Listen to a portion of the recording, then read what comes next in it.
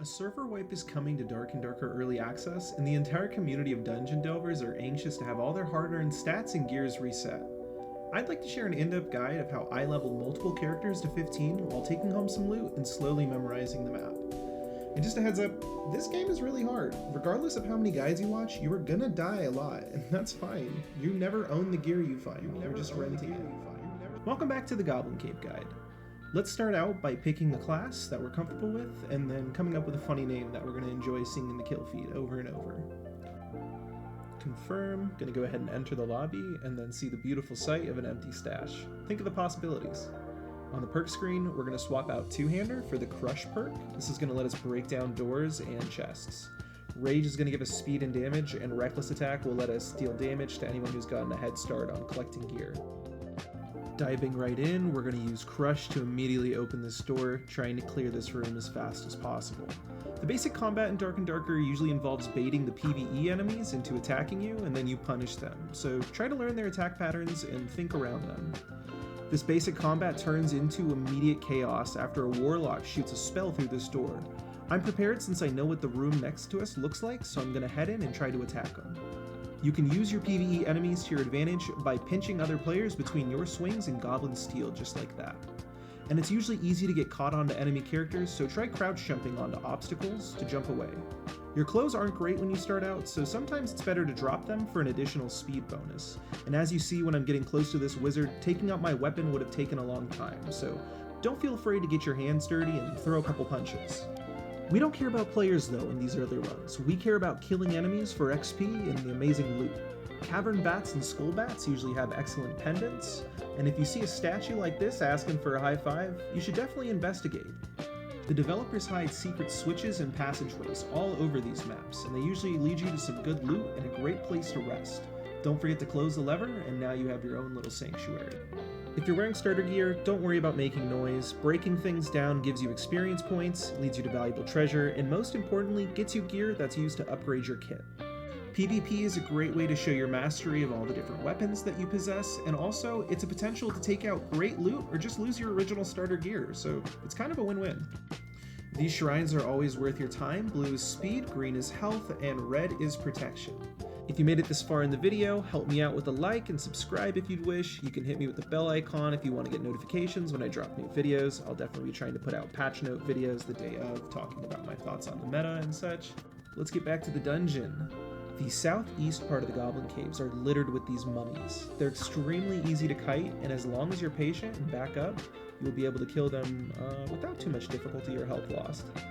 This area also has a ridiculous amount of pots and is far from a few of the spawn points, so you can feel pretty comfortable breaking these down.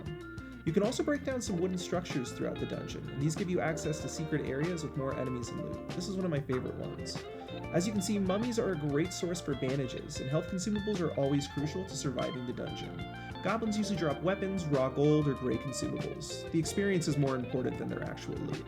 And Iron Mace loves to hide item spawns, so always check bodies of water for stray treasure. Turn off torches before you sit down to rest, and go ahead and organize your loot while you have free time.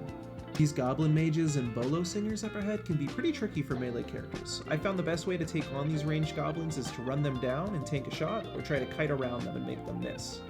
At this point in the raid, we have a pretty sizable amount of loot, so I decided to open up this portal. However, I'm looking at the kill feed and I see that 6 out of the 10 people who entered are dead, and the remaining 3 enemies that I have inside here might have escaped through other portals. This calculated risk pays off, no one bothers me, and I take more gold. However, the instant that this final circle is formed, you should leave the dungeon immediately. You may feel comfortable with an escape, but you never know when there's a rogue sneaking about or a barbarian blitzing through the dungeon. The tension's pretty palpable, but luckily we're able to get out. If you really want to min-max your raids, you get experience for each portal you open. And if you're having bad luck finding portals, you can always check the mid-east portion of the map on the 2nd floor. This gate opens between the 4 and 2 minute marker right above the mini-map. I hear the sound and I walk over. Only one player in the lobby can escape with this method. Well, we made it back to the comfort of the tavern. Now it's time to trade all our loot in for some gold from the collector. Any treasure item like rings, necklaces, chalices, gold plate, gems, all get sold to the collector. Make your deal, get your gold, and click what you missed. There's always a few that get left behind. You can also sell things like potions, weapons, armor, and lanterns to the other vendors, but only the collector will take treasure. You want to stop by the treasurer so that you can get some gold pouches and convert 5 stacks of 10 gold into 150 gold stack. It helps tidy up your inventory, and it's great for trading later on. We'll get into that soon. The Alchemist provides all classes with health and shield potions, and casters stop here to pick up powerful spell focuses. We mostly care about the potions though. The Armorer sells heavier gear, commonly worn by Cleric, Barb, and Fighter, and this Luck Potion increases drop chances, commonly used in endgame content. The Goblin Merchant offers random rolls on different pieces of gear. Now this Leathersmith's cool. He sells my favorite stuff being the leather gloves and Lightfoot boots, and this Surgeon is also a very common stop to replenish your health consumables, being band-aids. Moving down to the bottom row, the Tailor sells the lightest gear, my favorites being the loose trousers and the Regal Gambeson.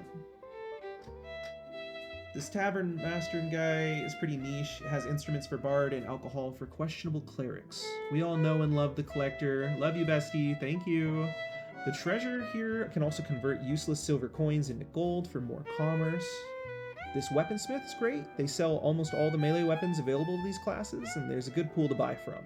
The Woodsman is low-key slept on. The Fighter, Rogue, and Ranger will be here for arrows, but all classes should be dropping by for pickaxes, extra torches, and the Great Campfire Kit. If you were limiting yourself to only selling things through the NPC merchants, you would be losing out on a lot of gold. Once one of your characters gets to level 10, you can come to this trade tab and pay 25 gold to get a Traders Guild membership. We're aiming to sell colorful items like blues, greens, purples, oranges, or even uniques from boss fights. Right now I have this Barbarian helm, so I'm going to go to the Barbarian tab. If you shift left click, it will link the item in your chat, and you're going to go ahead and put the price. I undercut the typical market value to get quick trades. This lets me get more than what the merchant would give me, while allowing me to have quick trade times and get back into the dungeon. Reminder that whatever amount of gold is going to be sent to you is going to subtract 15 from the trading fee, so make sure you're not trading at a loss. Once you return to level 15, there's still an advantage to running into the dungeon without a lot of gear.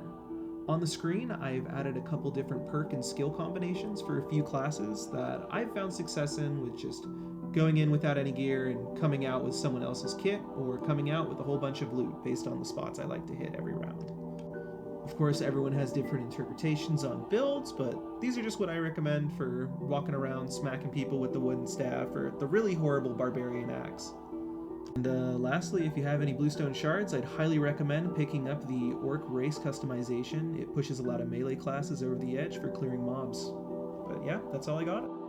Dark and Darker Early Access is turning out to be a blast, and I'm looking forward to starting at square one with everyone. Good luck on your leveling journey, and if you're getting burnt out, just switch your class and have some fun. Thanks for stopping by. Please leave a like if you made it this far, and I'll see you soon with some more Dark and Darker gameplay. Bye!